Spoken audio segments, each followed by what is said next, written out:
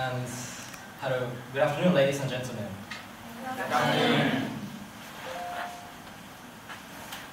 Today, we are launching a campaign called K.U.E.L. I'm reaching out to you because I need your help. We want to end gender inequality. And to this, we need everyone to be involved. This is the first campaign on stage at K.U.E.L.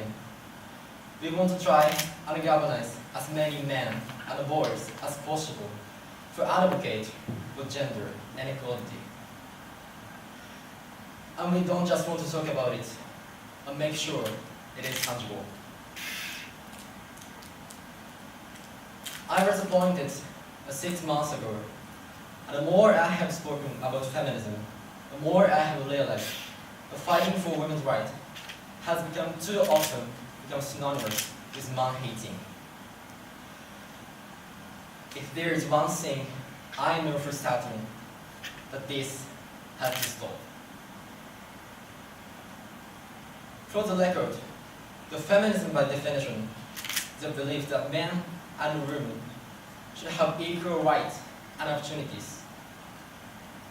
It is a theory of political, economic, and social equality of the sexes. I started questioning about gender-based assumption when at 8. I was confused about being called bossy because I wanted to accept praise we would put on for parents, but boys were not. When at 40, I started being sexualized by certain elements of media. When at 15, my girlfriend started dropping out of her sports team because they didn't want to appear masculine. When at 80, my male friend was unable to express their feelings. I decided I was a feminist, but this seems uncomplicated to me. But my recent research has shown me that feminism has become an unpopular word. Apparently, I'm among the ranks of women whose expression are seen as too strong, too aggressive, isolating, and anti-man, and unattractive even. But why has the word become such an uncomfortable one? I'm from Britain. I think it is right. As a woman, I should be able. I'm paid the same as my male counterpart. I think it is right that I should be able to make decisions out of my own body. I think it is right the woman be involved on my behalf in the policies about decision making of my country. I think it is right that socially I'm afforded the same respect as men. But sadly, I can say that there is no one country in the world where women can expect to receive these rights. No country in the world can yet say they have achieved gender equality. These rights I consider to be the human rights, but I am not the lucky ones. My life is a shared privilege because my parents didn't love me less because I was born as a daughter. My school did not limit me because I was a girl. My mentors didn't assume I would go less far because I might give birth to a child one day. These influences were gender equality ambassadors that made me who I am today. They may not know it, but there is an adversion feminists who are changing the world today. And we need more of those. And who still hates the world? It is not the world that is important, but idea and ambition behind it. Because not all women can expect to receive these rights that I have. In fact, statistically, very few have me. In 1997, Hillary Clinton made a famous speech in Beijing about women's rights. But sadly, many of the things she wanted to change are still true today. But what stood out for me the most was that only 30% of her audience were male. How can we affect change in the world when only half of it is invited or feel welcomed to participate in the conversation? Men, I'd like to take this opportunity to extend your formal invitation. Gender equality is your issue too. Because today, I've seen my father's worth as a parent being bypassed by society, despite my needing his presence as a child as much as my mother's. I've seen young men suffering from mental illness, unable to ask for help, for fear it will make them less of a man. In fact, in the UK, suicide is the biggest killer of men between 20 to 49 years of age. Extreme road accident, a cancer, and coronary heart disease.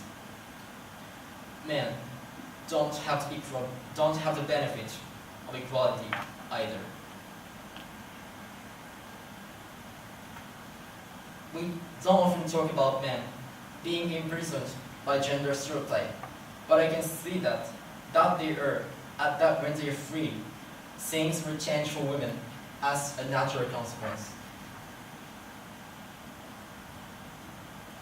If men don't have to be aggressive in order to be accepted, women won't feel compelled to be submissive. If men don't have to control, women won't have to be controlled. Both men and women should feel free to be sensitive. Both men and women should feel free to be strong. It is time that we all perceive gender on a spectrum, not as two opposing sets of ideas.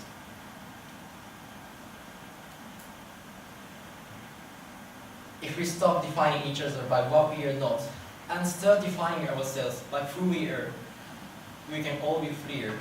And this is what He4C is about. It's about freedom.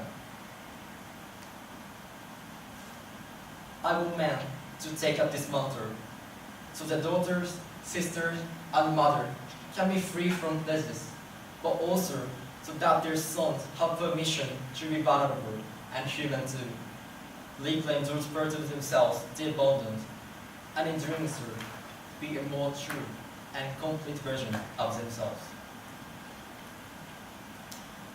And having seen what I have seen, and given chance, it is my responsibility to say something. In my nervousness for the speech, and in my moments of doubt, I told myself firmly, if not me, who? And if not now, when? If you have severe doubt, and when opportunities are presented to you, I hope those words might be helpful.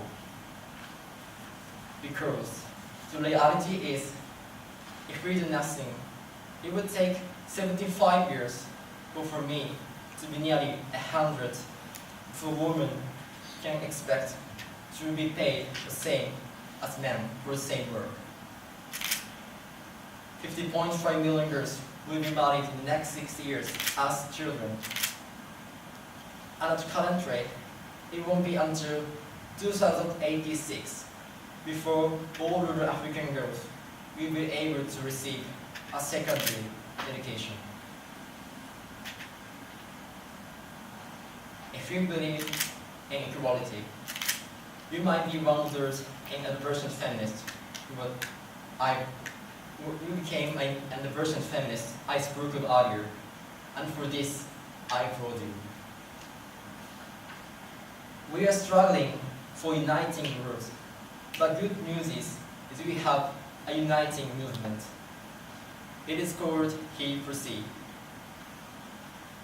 And I'm inviting her to step forward, to be seen, to speak up, and to be the He4C.